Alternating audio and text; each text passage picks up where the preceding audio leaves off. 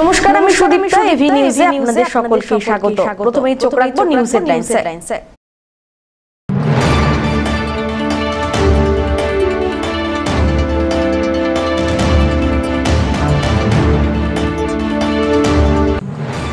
একাধিক দাবিতে all Kamtapur students ইউনিয়নের তরফ থেকে দেশের প্রধানমন্ত্রীর উদ্দেশ্যে জলপাইগুড়ি জেলা শাসকের মাধ্যমে দাবিপত্র পেশ হলো।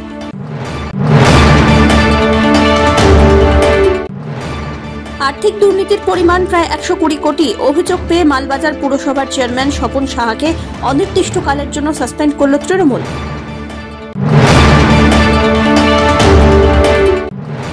জলপাইগুড়ির সবজির খুচরো বাজার এবং পাইকারি বাজারের মূল্য যাচাই করতে অভিযান চালালেন সদর মহকুমা শাসক তমজিৎ চক্রবর্তী।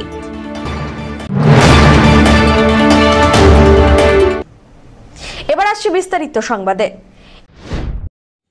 একাধিক দাবিতে অল কামতাপুর স্টুডেন্টস ইউনিয়নের তরফ থেকে দেশের প্রধানমন্ত্রীর উদ্দেশ্যে জলপাইগুড়ি জেলা শাসকের মাধ্যমে দাবিপত্র পেশ করা হলো। মঙ্গলবার রাজবাড়ী এলাকা থেকে একটি মিছিল করে সংগঠনের সদস্যরা জেলা শাসক দপ্তরের সামনে উপস্থিত হন। যে কোনো অপ্রীতিকর ঘটনা এড়াতে জেলা শাসক দপ্তরের সামনে পুলিশ মোতায়েন করা হয়। নিজেদের দাবিতে স্লোগান তোলেন সংগঠনের সদস্যরা। মূলত জীবন সিং এর সঙ্গে শান্তি চুক্তির দ্রুত রূপায়ণ, কামতাপুর রাজ্যের পুনর্গঠন, কামতাপুরী ভাষাকে ভারতীয় সংবিধানে 8ম তফসিলে অন্তর্ভুক্ত, কেএলওদের পুনর্বাসনের দাবি তোলা হয়। দাবি পূরণ না হলে বৃহত্তর আন্দোলন হবে। পাশাপাশি চিকেন নেক বন্ধ করে দেওয়ার হুঁশিয়ারি দিয়েছেন সংগঠনের প্রেসিডেন্ট কৌশিক বর্মন। তিনি বলেন, ছাত্র আন্দোলন কি তা দেশের প্রধানমন্ত্রী ফ্যাসিস্ট না জানলেও পার্শ্ববর্তী দেশ বাংলাদেশের প্রধানমন্ত্রী শেখ হাসিনা জানেন। প্রতিনিধি এবং গণ বিক্ষোভ মিছিলের ডেপুটেশন আমার প্রাইম মিনিস্টার দিব এই শান্তি প্রসেসটা যাতে পিস প্রসেসটা শান্তির চুক্তিতে রূপান্তরিত হয়। সময়সীমা বেঁধে দিচ্ছেন প্রশাসনকে? প্রশাসনও আমার কওয়ার চাই যে এই নভেম্বরের মধ্যেই যাতে আমার এই সমস্যাটা সমাধান হয়, এবং এই সমস্যার সমাধান যদি না হয় তাহলে ছাত্র আন্দোলন কী জিনিস সেটা নরেন্দ্র মোদী ফ্যাসিস্ট না জানলেও কিন্তু শেখ হাসিনা ভালো মতো জানে। আজকে কতজন এসেছেন? আজ প্রায় এটুকু না তোমায় দেখি পাচ্ছেন প্রায় 5000 প্লাস আছে। এটার তারপরে ইমার বাড়ির পরিবার আছে, সবাই মিলে যাবো।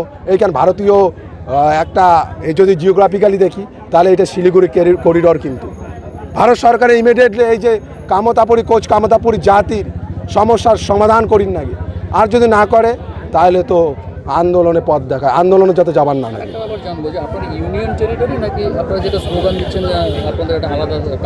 অবশ্যই আলাদা রাজ্যের প্রথম দাবি করবো, তারপরে যদি আলাদা রাজ্য না দেয়, যদি ইউনিয়ন টেরিটরিও দেয় তাহলেও যে শান্তি চুক্তির যে আলোচনার মধ্যে ইউনিয়ন টেরিটরি একটা বিষয়, সে বিষয়টাও যদি মানে নেয় তাহলেও চলবে। এবং বাকি যে 4টে দাবি আছে মুজিলে কলু যে এসটিকরণ এবং কামতাপুরি ল্যাঙ্গুয়েজ, কামতাপুরি ভাষাটা 8ম তপশিলিতে অন্তর্ভুক্তকরণ এবং কেএলওদের পুনর্বাসন আর সাধারণ ক্ষমা যারা মামলা মোকদ্দমা।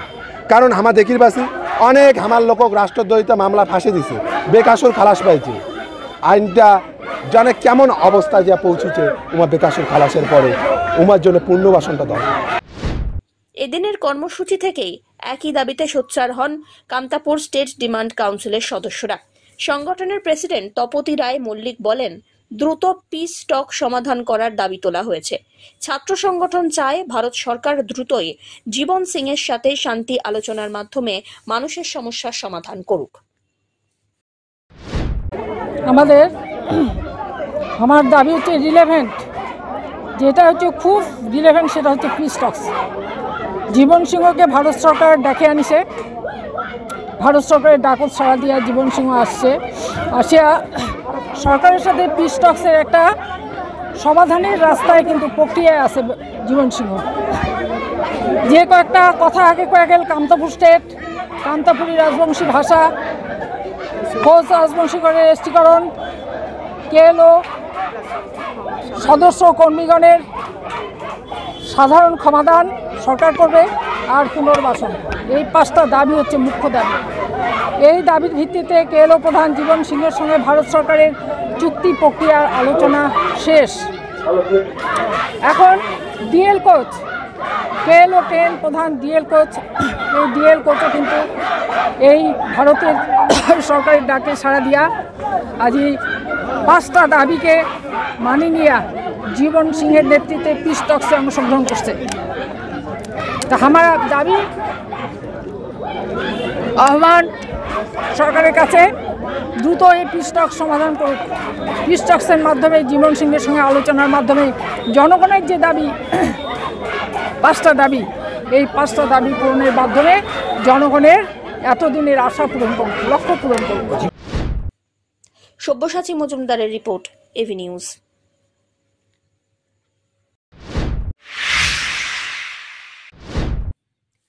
আবাস যোজনা থেকে শুরু করে সৌন্দর্যায়ন সব প্রকল্পেই দুর্নীতির আর্থিক পরিমাণ প্রায় 120 কোটি টাকা।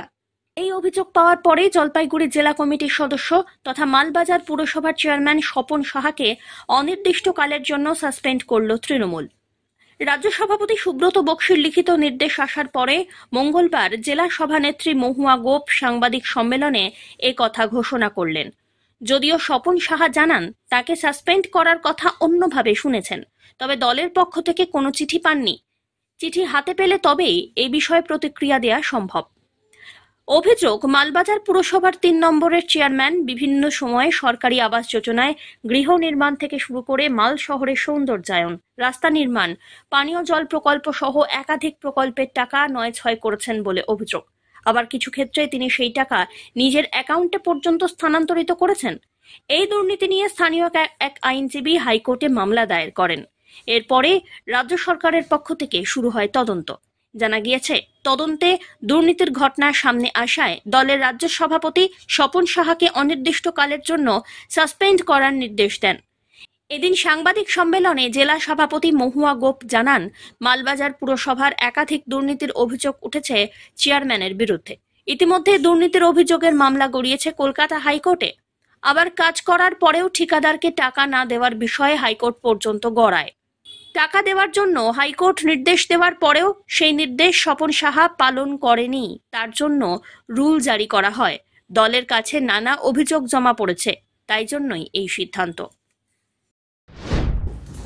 ম্যাডাম, মালবাজার পৌরসভার চেয়ারম্যানের বিরুদ্ধে কি কোনো দল কোনো স্টেপ নিতে চলেছে? ইতিমধ্যে এটা মাল পৌরসভার যে চেয়ারম্যান, অ্যাকচুয়ালি এটা নিয়ে একটা আলোচনা বহুদিন ধরেই চলছিল।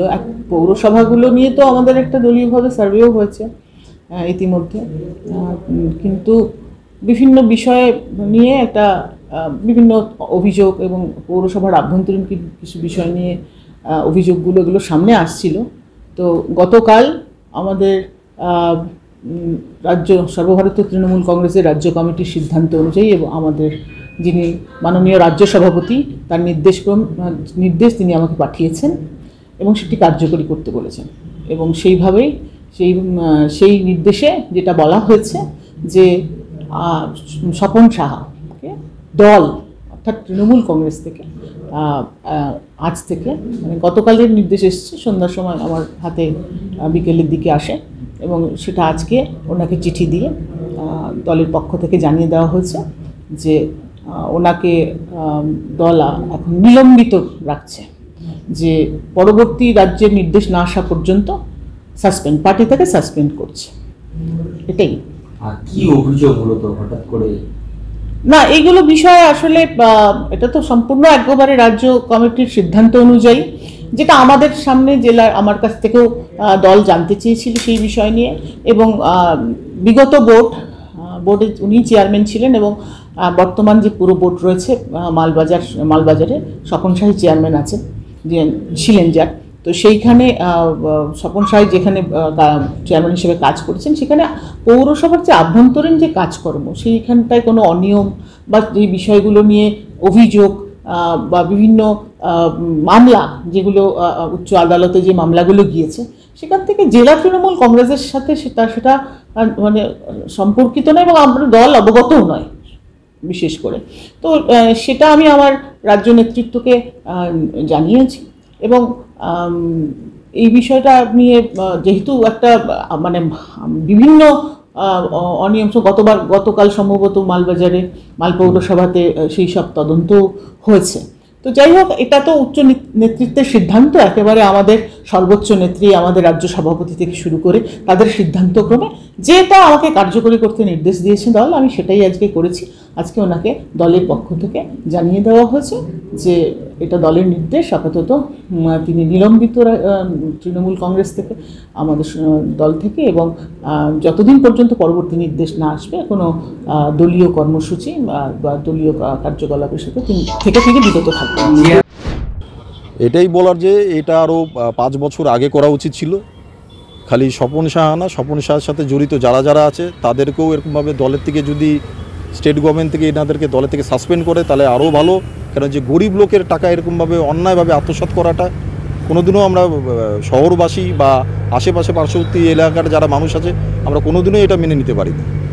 কি ধরনের অভিযোগ আপনার নজরে? অভিযোগ হচ্ছে প্রধানমন্ত্রী আবাস যোজনার যে ঘর হয়েছে সেখানে দেখা যাচ্ছে বিশাল মাপের আর্থিক দুর্নীতি হয়েছে। মিউনিসিপ্যালিটি যারা রেসিডেন্ট না তাদের নামে ঘর দিয়ে নিয়ে সেই টাকা উঠিয়ে নেওয়া হয়েছে। সেটা দিল্লি পর্যন্ত ঘর চলে গেছে, গুজরাট পর্যন্ত ঘর চলে গেছে। সংখ্যাটা প্রায় 100-র উপরে হবে। আপনি তো একটা হাইকোর্টে মামলা করেছেন। হ্যাঁ, পিআইএল মামলা ফাইল করেছি। পিআইএল মামলাটা ফাইল করেছি হচ্ছে প্রধানমন্ত্রী আবাস যোজনার আর এই ঘর বিলি বন্টন নিয়ে, যেখানে যাচ্ছে 1000 উপরে ঘর মালবাজারেতে অস্তিত্বই নেই। মালবাজারের উপরে 100-র উপরে দোকান ঘর হয়েছে। সেই দোকান ঘরের টাকা ওনারা রিসিভ করেছেন কিন্তু সরকারি কোষাগারে ওনারা জমা দেয়নি। এই স্বপন শাহ নিজের অ্যাকাউন্টে টাকা চেক মারফত টাকা নিয়েছে। কিছু দেখা গিয়েছে যে টাকা নিয়েছে কিন্তু তাদেরকে ঘর দেওয়া হয়নি। যেখানে বিল্ডিংটা হয়েছে বা যেখানে দোকান করেছে সেখানে অনেক গরিব লোক নিচে বসে নিয়ে দোকান ঘর করতেন। তাদেরকে ওখান থেকে সরিয়ে দিয়ে তাদেরকে দোকান প্রদান না করে নিয়ে ইললিগালভাবে কাউকে না জানিয়ে টেন্ডার, ওই দোকান বিলি বন্টনে টেন্ডার ডেকে নিয়ে নিজেদের খাতিরের লোককে ওখানে বসা হয়েছে। কিছু গরিব লোকও ওখানে পেয়েছে কিন্তু তাদের টাকাও আত্মসাৎ করা হয়েছে। যেরকম স্ট্রিট লাইটের উপরে হয়েছে, স্ট্রিট লাইটের উপরে যেখানে 5000 টাকা একটা স্ট্রিট লাইট 2022 সালে দাম দেখা যাচ্ছে, সেখানে 17-18 সালে দেখা গিয়েছে যে সেই স্ট্রিট লাইটের দাম মিউনিসিপ্যালিটি ইললিগাল টেন্ডার ডেকে নিয়ে 18,000 টাকার উপরে বিল করে নিয়ে সরকারকে আর্থিকভাবে কমজোর করেছে। জেলা পরিষদের অনেক জমি এনারা প্লট করে বেচে দিয়েছে, যেটা হচ্ছে সরকারকে আর্থিকভাবে দুর্বল করেছে। দেখা দিয়েছে যে যেখানে ফাইন্যান্স কমিশনের কোনো অ্যাপ্রুভাল নেই, ইললিগাল টেন্ডার করে নিয়ে কোটি কোটি টাকা এরা আত্মসাৎ করেছে এনাদের লোকজন দিয়ে। ধীমান রায়ের রিপোর্ট, এভি নিউজ।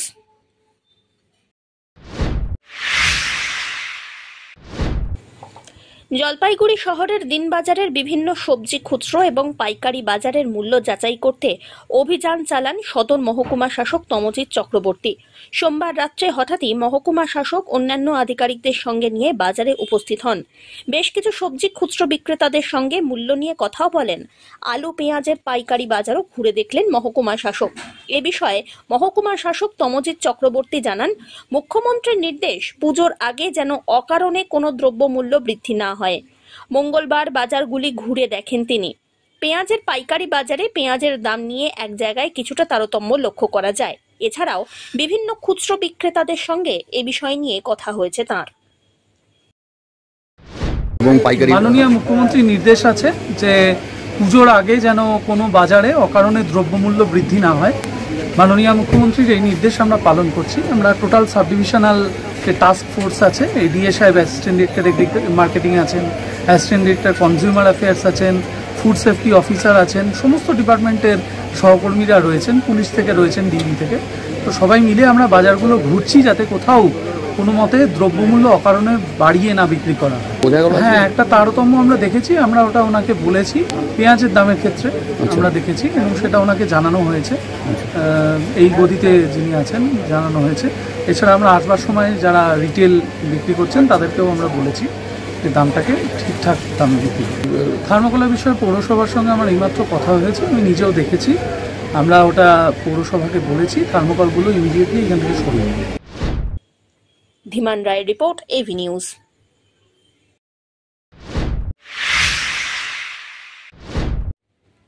ময়নাগুড়িতে লাইনচ্যুত হলো মালগাড়ি। 6টি বগি লাইনচ্যুত হওয়ার ঘটনাকে কেন্দ্র করে ব্যাপক চাঞ্চল্য ছড়ায়।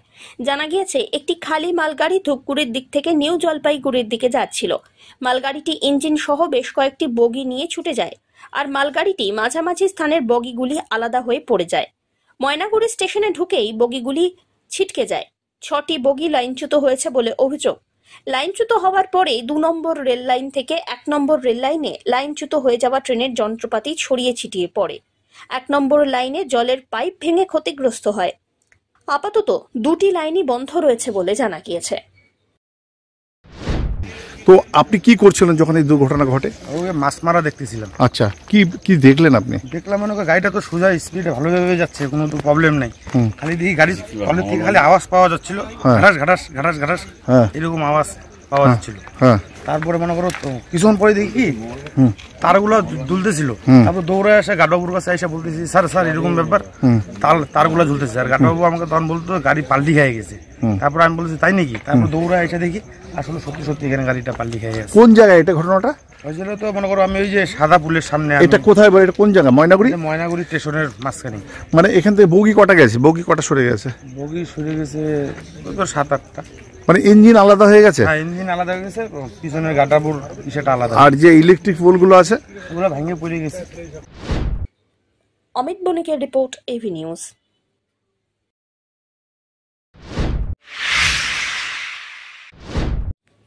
আরজিকরের কাণ্ডের পর রাজ্য জুড়ে মহিলাদের নিরাপত্তা সুনিশ্চিত করতে নড়েচড়ে বসেছে প্রশাসন। মঙ্গলবার জলপাইগুড়ি জেলা পরিষদের রাজ্য মহিলা কমিশনের উদ্যোগে জেলা প্রশাসনের সহযোগিতায় এক সচেতনতামূলক কর্মশালা হলো। এদিনের কর্মশালার মধ্যে দিয়ে মহিলাদের অধিকার ও যৌন হেনস্থায় কিভাবে মোকাবিলা করতে হবে তা তুলে ধরা হয়। উপস্থিত ছিলেন রাজ্য মহিলা কমিশনের চেয়ারপারসন লীনা গঙ্গোপাধ্যায়, কমিশনের সদস্যা সুজাতা পাকরাশি লাহিড়ী, জেলা শাসক শ্যামা পারভিন প্রমুখ। এছাড়াও ছিলেন জেলা পরিষদের সভাধিপতি কৃষ্ণা রায় বর্মন, অতিরিক্ত পুলিশ সুপার শোভনিক মুখোপাধ্যায়, বিভিন্ন পুরসভার উপপুরপ্রধান, গ্রাম পঞ্চায়েত প্রধান, মহিলা পুলিশ অফিসার, স্বেচ্ছাসেবী সংগঠনের প্রতিনিধি। গার্হস্থ্য হিংসা প্রতিরোধ এবং কর্মক্ষেত্রে মহিলাদের যৌন হয়রানি প্রতিরোধ আইন 2023 সব বিষয়ে আলোচনা হয়। চেয়ারপারসনের নির্দেশ, সরকারি এবং বেসরকারি ক্ষেত্রে নারীদের যৌন হেনস্থা রুখতে বিচারের জন্য আলাদা কমিটি গঠিত করতে হবে। সেই কমিটিতে মহিলাকে চেয়ারপারসনই রাখতে হবে। কোন কোন বিষয়কে আপনি গার্হস্থ্য হিংসা বলতে পারেন, কোন কোন বিষয়কে বলতে পারেন না, তাহলে জানতে হবে যে আমার উপরে গার্হস্থ্য হিংসা হচ্ছে কিনা, কোনটা গার্হস্থ্য হিংসা। দেখুন, আমি আমার জীবনের ব্যক্তিগত উদাহরণ একটা দিচ্ছি। আমি যখন 11-12 ক্লাসে পড়ি তখন আমি বিজ্ঞান নিয়ে পড়তে চাইনি। তখন আমাকে বাধ্য করা হয়েছিল বিজ্ঞান নিয়ে পড়তে। আমার বিজ্ঞান পড়তে ভালো লাগতো না। উচ্চ মাধ্যমিকের পর আমি কিন্তু স্ট্রিম চেঞ্জ করলাম, কারণ প্রত্যাশিত ফল হয়নি। বাবা মায়েরও ইলিউশনটা ভেঙে গেল।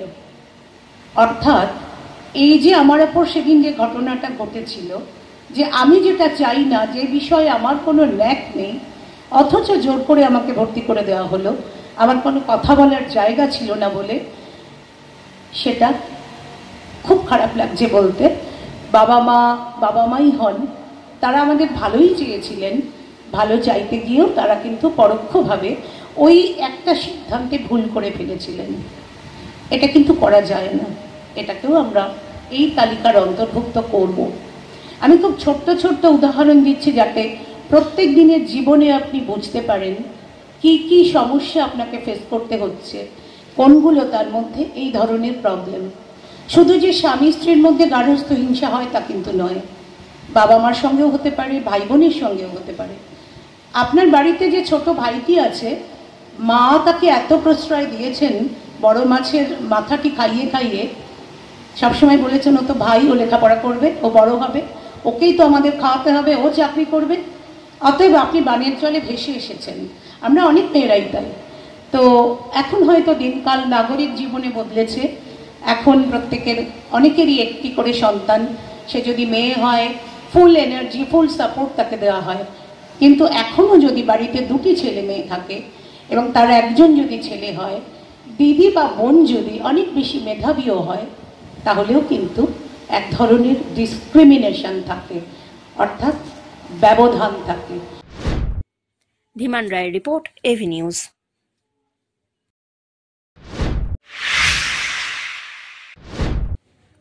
জলা জমি দখলকে কেন্দ্র করে উত্তাল জলপাইগুড়ি সদর ব্লকের কার্জিপাড়া এলাকা। জমি দখলের অভিযোগ উঠেছে প্রভাবশালী তৃণমূল নেতা কৃষ্ণ দাসের বিরুদ্ধে। এই ঘটনায় দুপক্ষের 10-12 জন আহত বলে খবর। তাদের মধ্যে 4 জন গ্রামবাসীর অবস্থা আশঙ্কাজনক। দুই পক্ষ থেকেই একে অপরের বিরুদ্ধে কোতোয়ালি থানায় লিখিত অভিযোগ দায়ের হয়। অভিযোগ, সদর ব্লকের কার্জিপাড়া এলাকার বাসিন্দা আসেন কুমার রায়ের 3 বিঘা জমি আছে। এই জমির সব কাগজ আসেন কুমার রায়ের কাছে আছে, কিন্তু সঞ্জয় আগরওয়াল নামে অপর এক ব্যক্তির দাবি এই 3 বিঘা জমি তাঁর এবং সেই জমির কাগজ তাঁর কাছে আছে। আসলে এই জমির আসল মালিককে সেটা বলা মুশকিল। অথচ দুই ব্যক্তির মধ্যে কেউ আদালতে না গিয়ে বিষয়টি মীমাংসা করিয়ে নেওয়ার জন্য সঞ্জয় আগরওয়াল দ্বারস্থ হন জেলা তৃণমূলের প্রাক্তন SC/ST OBC সেলের জেলা সভাপতি তথা প্রভাবশালী তৃণমূল নেতা কৃষ্ণ দাসের কাছে। কৃষ্ণ দাস বিষয়টি মিটিয়ে দেওয়ার আশ্বাস দিয়েছেন। সেই মতোই দলবল নিয়ে কৃষ্ণ দাস 2টি জেসিবি নিয়ে জমিতে গিয়ে কারোর সঙ্গে কোনো কথা না বলে মাটি কাটতে শুরু করেন। এরপরে আসেন রায় এবং তার পরিবারের সদস্যরা বাধা দিলে কৃষ্ণ দাস এবং তার লোকজন ধারালো অস্ত্র নিয়ে আসেন রায় এবং তার পরিবারের সদস্যদের ব্যাপক মারধর করে বলে অভিযোগ। ঘটনায় আসেন রায়ের পরিবারের প্রায় 10 জন আহত। অন্যদিকে কৃষ্ণ দাসের সঙ্গে যাওয়া বেশ কিছু মানুষও আহত। দুই পক্ষের তরফেই থানায় লিখিত অভিযোগ দায়ের হয়েছে। এই ঘটনায় ব্যাপক চাঞ্চল্য সৃষ্টি হয়। ঘটনাটি ঘটে রবিবার, কিন্তু থানায় লিখিত অভিযোগ দায়ের হয় মঙ্গলবার। দাদা, আপনার নাম কি, কে হয়, কি হয়েছিল ঘটনাটা, আর থানায় বা কেন? আমার নাম আসেন কুমার রায়, গ্রাম জাবুরপাড়া, সদর ব্লক। কি হয়েছিল বলেন তো? জমি সংক্রান্তে আমার জমিতে কতগুলা জমি মাফিয়া একত্রিত হয়ে কৃষ্ণ দাসকে মুনাফা মোটা ধরনের অঙ্ক দেয়। ওই অঙ্ক পেয়ে কৃষ্ণ দাস ও দলবল গুন্ডা বাহিনী নিয়ে অতিরিক্ত হামলা করে। আমার জমিতে যখন জেসিপি 2টা পৌঁছায়, বাড়ির সামনে আমার জমি দেখতে পাই জেসিপি আমার জমিতে চাষ করতে সমান করতেছে, তখন আমরা যাই। ড্রাইভারকে বলি, ভাই কে পাঠাইলো? ড্রাইভার কোনো কথা বলে না, জেসিপি চালাচ্ছে। তারপরে কৃষ্ণ দাস ও হাইটে আমার সামনে গেলে আমার সাথে সামনাসামনি কথা বলা বলি নাই। আমি বললাম, কি ব্যাপার, তুমি এখানে কেন, তুমি আমাকে চেনো না? তারপর ও বলছে, ধরো, কোনো কথা নাই। এলো পাথারি, রড, লোহার বললাম, তীর, ধনুক, আমাকে আগ্নেয়াস্ত্র দিয়ে ভয় দেখানো বললো, বলে এখানে পালাও নালে গুলি করে দেবো। এত সাহস কে দিল? আমি ফ্রিডম ফাইটারের নাতি, ভারতবর্ষ যে স্বাধীন করছে তার আমি নাতি। আমি যদি এই ষড়যন্ত্রের শিকার হচ্ছি, তাহলে সাধারণ লোক কি হবে? তাহলে এই প্রতিনিধিরা কি মানুষের জন্য উপকারী না ক্ষতিকারক, না মাফিয়া ডনদের এদের মানে ইন্ধন যোগাচ্ছে? তাহলে সাধারণ লোকের কি অবস্থা হবে? যে ভারতবর্ষের মাটিতে আপনারা সবাই দাঁড়ায় আছেন, তার আমি নাতি। তাহলে অসেন কুমার রায়, হ্যাঁ, তাহলে আজকে এই মাফিয়া ডনদের শায়েস্তা করার কি কোনো ব্যবস্থা নাই? ভারতের কি সংবিধান নাই? আইন শৃঙ্খলা কি নাই? কালকে কি হয়েছিল? তারপর হ্যাঁ, মারার পরে আমাদেরকে একবারে মাটিতে শয্যাশায়িত করে দিল। 4 জন সিরিয়াস অবস্থা। আমার ওয়াইফকে কৃষ্ণ দাস পাথর দিয়ে ঢেললো, শাখায় ঢুকে 5টা সেলাই পড়লো হাতে। আমার দাদা 17টা সেলাই মাথায় পড়ছে। আমার ভাইস্তা অজ্ঞান অবস্থায় পড়েছিল। কতজন আহত হয়েছেন এরকম? আহত মোটামুটি 6 জন, গুরুতর 4 জন। তারা কোথায়? তারা বর্তমান মেডিকেল, শিলিগুড়ি মেডিকেল কলেজ আমাদেরও ছিল, আজকে আমাদের ছুটি দিল। তো এটা যদি হয়, তাহলে কি করে আমরা বসবাস করব সাধারণ মানুষ? আপনারা কি চাচ্ছেন? আমরা চাচ্ছি আমার জমি সুষ্ঠুভাবে বিচার হোক। জমিটা নিয়ে কি সমস্যা? এই জমিটা নিয়ে মানে আমাদের জমিটা আমরা রেজিস্ট্রি করি নাই, অথচ ওদের জমি মনে করে জবরদস্তি দখল দিচ্ছে। কেন দিবে? ভারতবর্ষে কি আইন শৃঙ্খলা নাই, সংবিধান নাই? কি করে থাকবো তাহলে? আপনারা কোন দল করেন? আমরা সমর্থক। কৃষ্ণ তো ইদানিং টিএমসি হলো। আমি তো বললাম ফ্রিডম ফাইটারের নাতি। আমি কংগ্রেস থেকে মমতাদির সাথে আমি 10 টাকা চা খেয়েছি এক চেয়ারে বসে। আপনাদের যার বিরুদ্ধে অভিযোগ কৃষ্ণ দাস, হ্যাঁ, তিনি আসলে কে? ও তো একটা তৃণমূল, মুখোশটা তৃণমূল নেতা, কিন্তু ভিতরে ডন, মাফিয়া ডন যাকে বলে। আপনারা কি চান? আমরা চাই, আমরা সুষ্ঠু বিচার চাই। সংবিধান অনুযায়ী তার সাজা হোক, এটাই আমি কাম্য করি। যদিও তৃণমূল নেতা কৃষ্ণ দাস বলে এই ঘটনা বিরোধীরা রাজনীতির জন্যই করছে। আমি জানতে পারলাম আজকে যে আমার নামে একটা থানায় অভিযোগ হয় কোতোয়ালিতে জমি দখলকে কেন্দ্র করে, সেটা হচ্ছে বাহাদুর চৌরাপাড়া। সেখানে অভিযুক্তর মধ্যে দেখি যে গতকাল একটা ঘটনায় আমি বলপূর্বকভাবে জমি দখল করতে যাই, 1 নম্বরে আমাকে রাখে, তারপরে আরও 5খানা নাম দেয়। তো সেই ঘটনায় আমার কাছে এই অসেন এবং পসেন, পসেন হচ্ছে বড় ভাই, অসেন হচ্ছে ছোট ভাই, গত 10 দিন আগে আমার কাছে আসে। আমি ওদের আশাতে ওখানকার যার কাছে জমিটা আছেন সঞ্জয় আগরওয়াল শিলিগুড়ি, তাকেও ডাকি, উনিও আসেন। উভয়ের কাগজপত্র দেখি এবং সেই কাগজপত্র দেখে আমার যতটুকু মনে হয়েছে প্রসেনবাবুর জমির কাগজের মধ্যে অসঙ্গতি ছিল। 2টা শীট 2টা দাগের মধ্যে জমির পরিমাণ ছিল না। তাও আমি বলি যে আমি ফিল্ডে যাব, আমি দেখব বিষয়টা। সেই মোতাবেক আমি গতকাল চৌরাপাড়া বাহাদুরে আমি যাই বিষয়টাকে দেখতে, কিন্তু সেখানে যাওয়ার পর দেখলাম যে আলোচনা শুরুর আগেই তর্ক বিতর্কের মধ্যে জড়া যায় উভয় পক্ষ এবং একটা মাইলপিল লাগে যায়। আমি খুব চেষ্টা করে সেখান থেকে উভয়কে ছাড়াই, উভয়ের মধ্যেই আহত হয় সঞ্জয়বাবুর ড্রাইভার, আরেকজন সেখানে সঞ্জয়বাবুর আহত হয় 2 জন, আর অসেনও সেই জায়গায় একটু আঘাত লাগে। তো সেখান থেকে মিটামিটি করে দিয়ে আমি চলে আসি। তারপরে সঞ্জয়বাবু একটা মামলা করে, সেটা আমি জানতে পারি। আমি আরও জানতে পারি যে এটা 3 মাস আগেও এরকমভাবে ওনার ড্রাইভার, ওনার জেসিবির ড্রাইভার আরও শ্রমিকদের মারপিট এই প্রসেনবাবুরা করে। তো সেই মোতাবেক কালকেও একটা ডায়েরি করে। কাল অবধি কোনো রকম বিষয় ছিল না। আজকে হঠাৎ করে দেখলাম যে আমার নামটা এখানে জড়ায় গেল। যেখানে আমি সালিশি করতে গেলাম সেখানে আমার নামটা এরা জড়ায় দিল। জানি না কি উদ্দেশ্য নিয়ে করলো, তবে আমার এখানে মনে হচ্ছে যে রাজনীতি কোনো ইন্ধন আছে এর মধ্যে।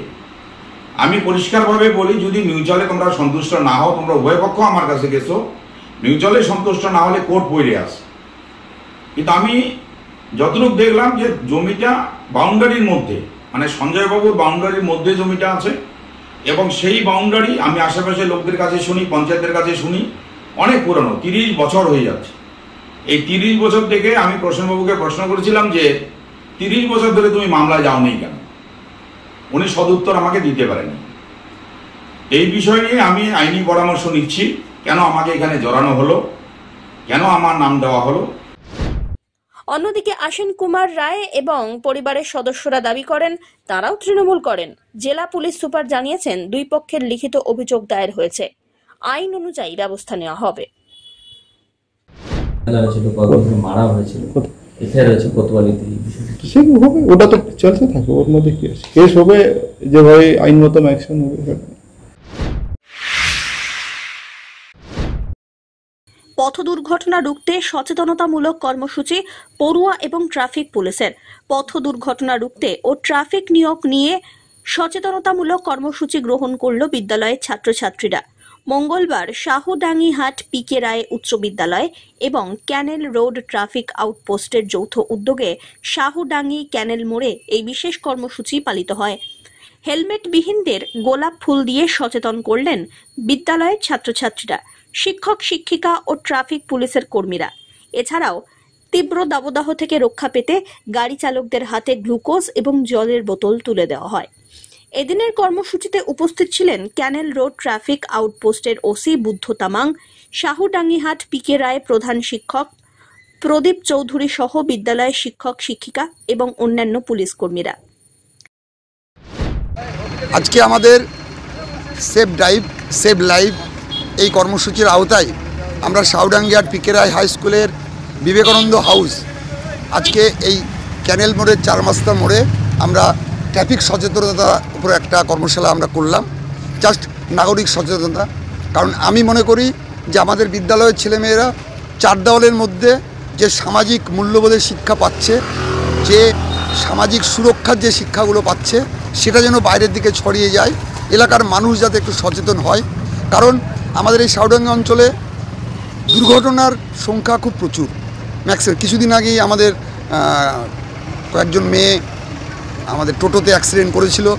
সেই সব দিক বিবেচনা করেই আজকে আমাদের এই ক্যাম্পেনিংটা করা হয়েছে।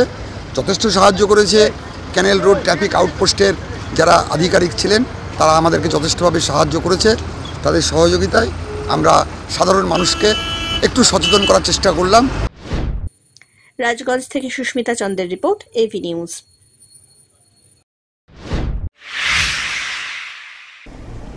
শেষ করবার আগে নিউজ হেডলাইন্স আরো একবার।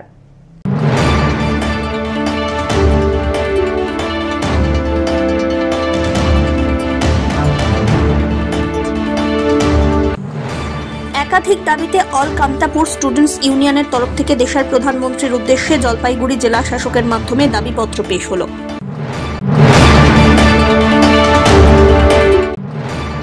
আর্থিক দুর্নীতির পরিমাণ প্রায় 120 কোটি। অভিযোগ পেয়ে মালবাজার পুরসভার চেয়ারম্যান স্বপন সাহাকে অনির্দিষ্টকালের জন্য সাসপেন্ড করল তৃণমূল।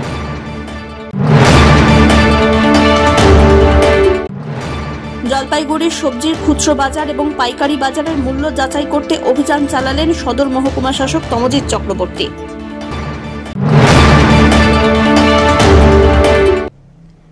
এখনকার মতো এভি নিউজ এ পর্যন্তই। পরবর্তীতে আসছি আরো সংবাদ নিয়ে। দেখতে থাকুন আমার বিশেষ।